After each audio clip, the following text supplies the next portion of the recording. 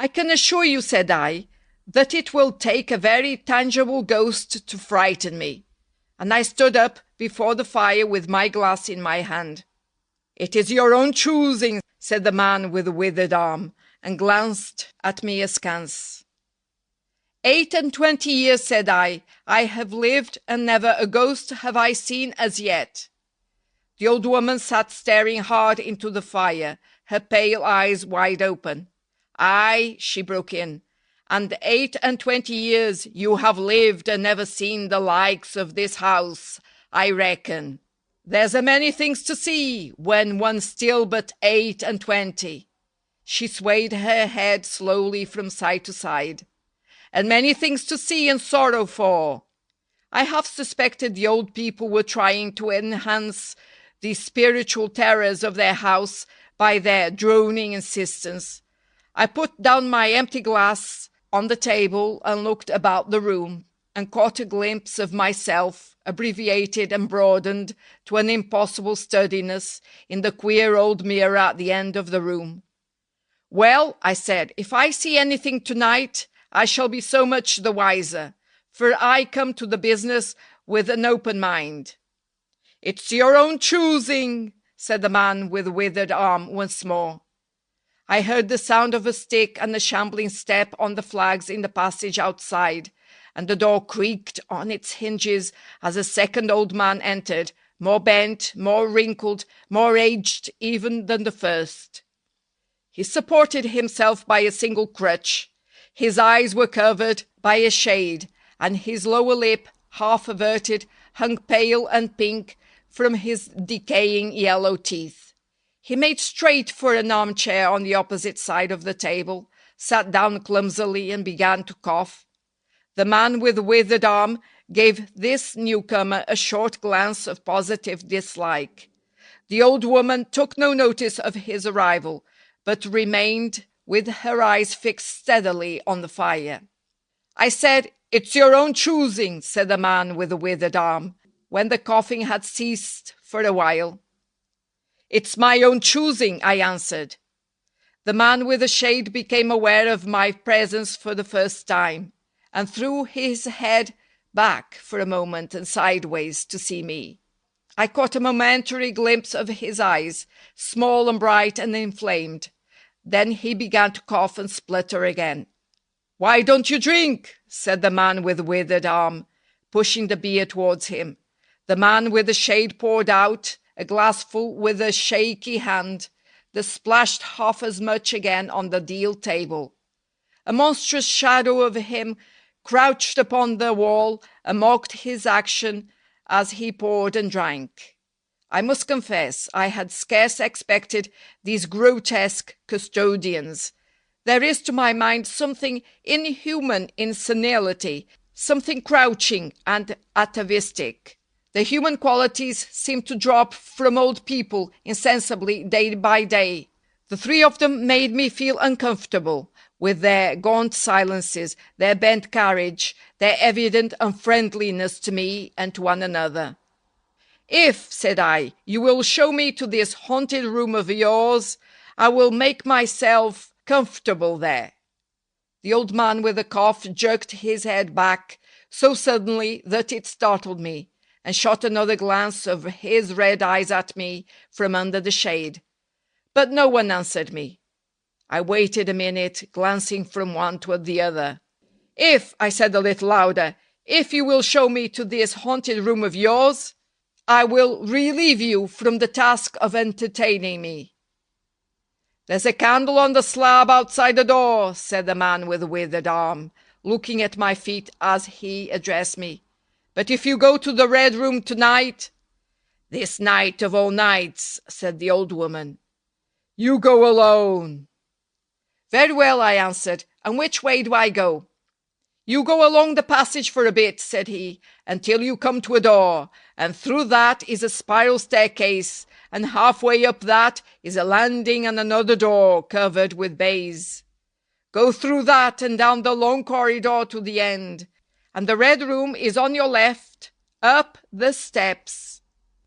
"Have I got that right?" I said, and repeated his directions. He corrected me in one particular. "And are you really going?" said the man with the shade, looking at me again for the third time, with that queer, unnatural tilting of the face. "This night of all nights," said the old woman. "It is what I came for," I said, and moved towards the door. As I did so, the old man with the shade rose and staggered round the table so as to be closer to the others and to the fire. At the door, I turned and looked at them, and saw they were all close together, dark against the firelight, staring at me over their shoulders, with an intent expression on their ancient faces. "Good night," I said, setting the door open. "It's your own choosing," said the man with the withered arm. I left the door wide open until the candle was well alight, and then I shut them in and walked down the chilly, echoing passage. I must confess that the oddness of these three old pensioners in whose charge her ladyship had left the castle, and the deep-toned, old-fashioned furniture of the housekeeper's room in which they foregathered, affected me in spite of my efforts to keep myself at a matter-of-fact phase. They seemed to belong to another age, an older age, an age when things spiritual were different from this of ours, less certain, an age when omens and witches were credible and ghosts beyond denying. Their very existence was spectral, the cut of their clothing, fashions born in dead brains. The ornaments and conveniences of the room about them were ghostly, the thoughts of vanished men, which still haunted rather than participated in the world of today. But with an effort I sent such thoughts to the right about. The long, draughty subterranean passage was chilly and dusty, and my candle flared and made the shadows cower and quiver. The echoes rang up and down the spiral staircase, and the shadow came sweeping up after me, and one fled before me into the darkness overhead. I came to the landing and stopped there for a moment, listening to a rustling that I fancied I heard. Then, satisfied of the absolute silence, I pushed open the baize-covered door and stood in the corridor. The effect was scarcely what I expected, for the moonlight coming in by the great window on the grand staircase picked out everything in vivid black shadow or silvery illumination. Everything was in its place. The house might have been deserted on the yesterday instead of 18 months ago. There were candles in the sockets of the sconces, and whatever dust had gathered on the carpets or upon the polished flooring was distributed so evenly as to be invisible in the moonlight. I was about to advance and stopped abruptly. A bronze group stood upon the landing, hidden from me by the corner of the wall, but its shadow fell with marvelous distinctness upon the white paneling, and gave me the impression of someone crouching to waylay me. I stood rigid for half a minute, perhaps. Then, with my hand in the pocket that held my revolver, I advanced, only to discover a Ganymede and eagle glistening in the moonlight. That incident for a time restored my nerve, and the porcelain Chinaman on a buhl table, whose head rocked silently as I passed him, scarcely startled me. The door to the Red Room and the steps up to it were in a shadowy corner. I moved my candle from side to side, in order to see clearly the nature of the recess in which I stood before opening the door. Here it was, thought I, that my predecessor was found, and the memory of that story gave me a sudden twinge of apprehension. I glanced over my shoulder at the Ganymede in the moonlight, and opened the door of the Red Room rather hastily, with my face half turned to the pallid silence of the landing. I entered, closed the door behind me at once, turned the key I found in the lock within, and stood with the candle held aloft, surveying the scene of my vigil, the great Red Room of Lorraine Castle, in which the young Duke had died. Or rather, in which he had begun his dying, for he had opened the door and fallen headlong down the steps I had just ascended. That had been the end of his vigil. of his gallant attempt to conquer the ghostly tradition of the place, and never, I thought, had apoplexy better served the ends of superstition. And there were other and older stories that clung to the room, back to the half-credible beginning of it all. The tale of a timid wife and the tragic end that came to her husband's jest of frightening her. And looking around that large, somber room, with its shadowy window bays, its recesses and alcoves, one could well understand the legends that had sprouted in its black corners, its germinating darkness. My candle was a little tongue of light in its vastness that failed to pierce the opposite end of the room, and left an ocean of mystery and suggestion beyond its island of light. I resolved to make a systematic examination of the place at once, and dispel the fanciful suggestions of its obscurity before they obtained a hold upon me. After satisfying myself of the fastening of the door, I began to walk about the room, peering round each article of furniture, tucking up the valances of the bed, and opening its curtains wide. I pulled up the blinds and examined the fastenings of the several windows before closing the shutters, leant forward and looked up the blackness of the wide chimney, and tapped the dark oak panelling for any secret opening. There were 2 big mirrors in the room, each with a pair of sconces bearing candles, and on the mantel shelf, too, were more candles in china candlesticks. All these I lit one after the other. The fire was laid, an unexpected consideration from the old housekeeper, and I lit it, to keep down any disposition to shiver, and when it was burning well, I stood round with my back to it and regarded the room again. I had pulled up a chintz-covered armchair and a table to form a kind of barricade before me, and on this lay my revolver ready to hand. My precise examination had done me good, but I still found the remoter darkness of the place and its perfect stillness too stimulating for the imagination. The echoing of the stir and crackling of the fire was no sort of comfort to me. The shadow in the alcove at the end in particular had that undefinable quality of a presence, that odd suggestion of a lurking, living thing that comes so easily in silence and solitude. At last, to reassure myself, I walked with a candle into it and satisfied myself that there was nothing tangible there. I stood that candle upon the floor of the alcove and left it in that position. By this time I was in a state of considerable nervous tension, although to my reason there was no adequate cause for the condition. My mind, however, was perfectly clear. I postulated quite unreservedly that nothing supernatural could happen, and to pass the time I began to string some rhymes together, in Goldsby fashion, of the original legend of the place. A few I spoke aloud, but the echoes were not pleasant. For the same reason I also abandoned, after a time, a conversation with myself upon the impossibility of ghosts and haunting. My mind reverted to the 3 old and distorted people downstairs, and I tried to keep it upon that topic. The sombre reds and blacks of the room troubled me. Even with 7 candles, the place was merely dim. The one in the alcove flared in a draught, and the fire flickering kept the shadows and penumbra perpetually shifting and stirring.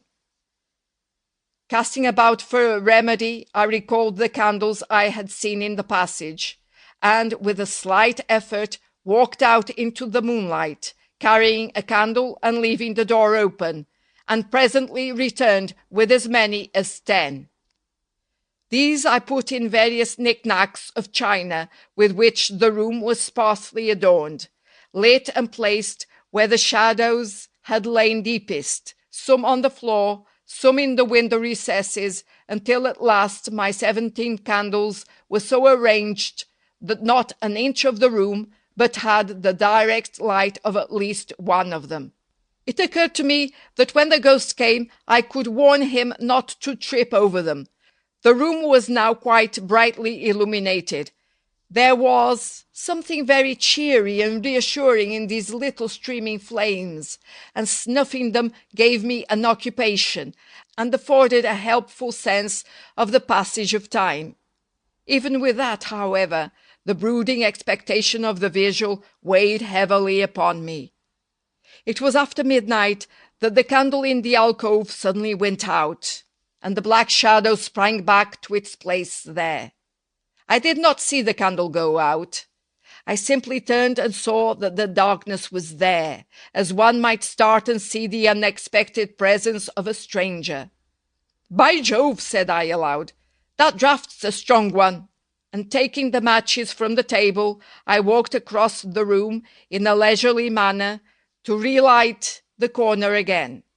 My first match would not strike, and as I succeeded with the second, something seemed to blink on the wall before me. I turned my head involuntarily and saw that the 2 candles on the little table by the fireplace were extinguished.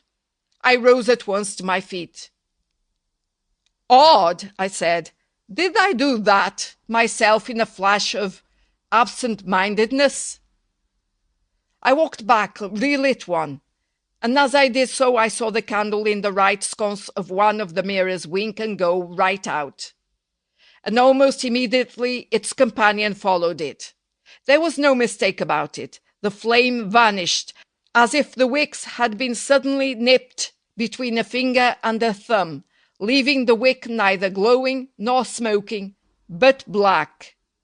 While I stood gaping, the candle at the foot of the bed went out, and the shadows seemed to take another step towards me. "This won't do," said I, and first one and then another candle on the mantel shelf followed.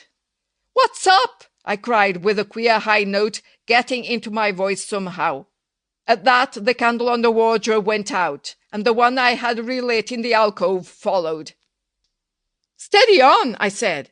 "These candles are wanted," speaking with a half-hysterical facetiousness, and scratching away at a match the while for the mantel candlesticks. My hands trembled so much that twice I missed the rough paper of the matchbox. As the mantel emerged from the darkness again, 2 candles in the remoter end of the window were eclipsed. But with the same match I also relit the larger mirror candles, and those on the floor near the doorway, so that for the moment I seemed to gain on the extinctions. But then, in a volley, there vanished 4 lights at once in different corners of the room, and I struck another match in quivering haste, and stood hesitating whither to take it. As I stood undecided, an invisible hand seemed to sweep out the 2 candles on the table. With a cry of terror, I dashed at the alcove, then into the corner, and then into the window, relighting 3, as 2 more vanished by the fireplace. Then, perceiving a better way, I dropped the matches on the iron-bound deed box in the corner, and caught up the bedroom candlestick. With this I avoided the delay of striking matches. But for all that, the steady process of extinction went on, and the shadows I feared and fought against returned, and crept in upon me. First a step gained on this side of me, and then on that. It was like a ragged storm cloud sweeping out the stars. Now and then one returned for a minute, and was lost again. I was now almost frantic with the horror of the coming darkness, and my self-possession deserted me. I leaped panting and dishevelled from candle to candle in a vain struggle against that remorseless advance. I bruised myself on the thigh against the table. I sent a chair headlong. I stumbled and fell and whisked the cloth from the table in my fall. My candle rolled away from me, and I snatched another as I rose. Abruptly this was blown out, as I swung it off the table by the wind of my sudden movement, and immediately the 2 remaining candles followed. But there was light still in the room, a red light that staved off the shadows from me. The fire! Of course I could still thrust my candle between the bars and relight it. I turned to where The flames were still dancing between the glowing coals, and splashing red reflections upon the furniture, made 2 steps towards the grate, and incontinently the flames dwindled and vanished. The glow vanished, the reflections rushed together and vanished, and as I thrust the candle between the bars, darkness closed upon me like the shutting of an eye, wrapped about me in a stifling embrace, sealed my vision, and crushed the last vestiges of reason from my brain. The candle fell from my hand. I flung out my arms in a vain effort to thrust that ponderous blackness away from me, and, lifting up my voice, screamed with all my might, once, twice, thrice. Then I think I must have staggered to my feet. I know I thought suddenly of the moonlit corridor, and with my head bowed and my arms over my face, made a run for the door. But I had forgotten the exact position of the door, and struck myself heavily against the corner of the bed. I staggered back, turned, and was either struck or struck myself against some other bulky furniture. I have a vague memory of battering myself thus, to and fro in the darkness, of a cramped struggle, and of my own wild crying as I darted to and fro, of a heavy blow at last upon my forehead, a horrible sensation of falling that lasted an age, of my last frantic effort to keep my footing, and then I remember no more. I opened my eyes in daylight. My head was roughly bandaged, and the man with the withered arm was watching my face. I looked about me, trying to remember what had happened, and for a space I could not recollect. I rolled my eyes into the corner, and saw the old woman, no longer abstracted, pouring out some drops of medicine from a little blue phial into a glass. "Where am I?" I asked. "I seem to remember you, and yet I cannot remember who you are."